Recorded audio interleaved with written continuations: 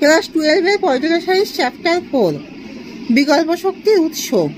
তোমরা সবাই মন দিয়ে শোনো আর লেখো, সবাই লাইক আর সাবস্ক্রাইবটা দিয়ে দাও। মার্শাল পরিকল্পনা বলতে কি বোঝায়? দ্বিতীয় বিশ্বযুদ্ধোত্তর যুদ্ধ বিধ্বস্ত ইউরোপীয় অর্থনীতিকে পুনর্জীবিত করার লক্ষ্যে মার্শাল পরিকল্পনার অধীনে আমেরিকা বিপুল অর্থ সাহায্য করে। ASEAN এর সম্পূর্ণ নাম কি? Association of South East Asian Nation. Bangkok ঘোষণাপত্র কি? 1967 সালে আসিয়ান প্রতিষ্ঠা করে Indonesia, Malaysia, Philippines, Singapore, Thailand Bangkok ঘোষণাপত্রে স্বাক্ষর করে। কোন সালে ARF স্থাপন করা হয়েছিল? 1994 সালে।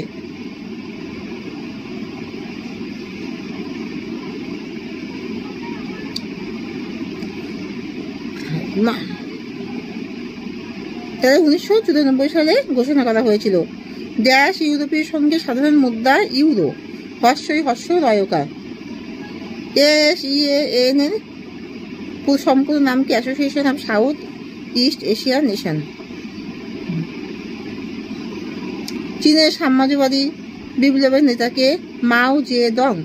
মুক্ত রাজনীতি কি? কৃষি ও শিল্পের বেসরকারীকরণ ও বিদেশি বিনিয়োগকারীদের আমন্ত্রণে চীনের মুক্তদার নীতি। 4 আধুনিকীকরণ বলতে কি বোঝো? চীনের প্রধানমন্ত্রী চৌ এন লাই 1973 সালে কৃষি, শিল্প, বিজ্ঞান ও প্রযুক্তি এবং সামরিক এই 4 ক্ষেত্রে আধুনিকীকরণের উল্লেখ করেন। কোন বছর প্রধানমন্ত্রী রাজীব গান্ধী চীন ভ্রমণ করেছিলেন? 1988 সালে। কোন বছর একক বাজার সৃষ্টি করা হয়েছিল? 1993 সালে। কোন বছর কাউন্সিল অফ ইউরোপ প্রতিষ্ঠা করা হয়েছিল? 1949 সালে। কোন বছর ASEAN এর আঞ্চলিক মঞ্চ স্থাপন করা হয়েছিল? 1994 সালে। চীন কখন বিশ্ব বাণিজ্য সংস্থার সদস্য হয়েছিল? 2001 সালে। ম্যাস্ট্রিক্টের সন্ধি কখন স্বাক্ষরিত হয়েছিল? 1992 সালে 7 ফেব্রুয়ারি।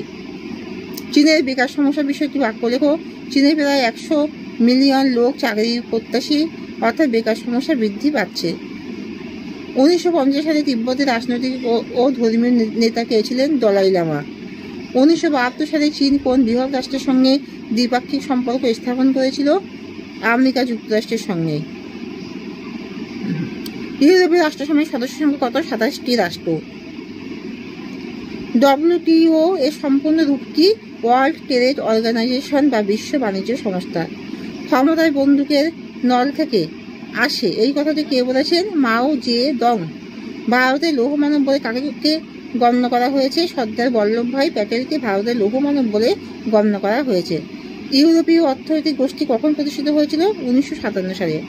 আমেরিকার মুখ্য উদ্দেশ্য আসিয়ানের মুখ্য উদ্দেশ্য কি ছিল? আসিয়ানের মুখ্য উদ্দেশ্য ছিল অর্থনৈতিক উন্নয়ন। চীন কখন ভারত আক্রমণ করেছিল? 1962 সালে। তাই এখানে শেষ করলাম। তোমরা কিন্তু সবাই দয়া করে লাইক আর সাবস্ক্রাইবটা দিয়ে দাও। দেখো আমি ঘেমে গেছি তোমাদের পড়াতে গিয়ে।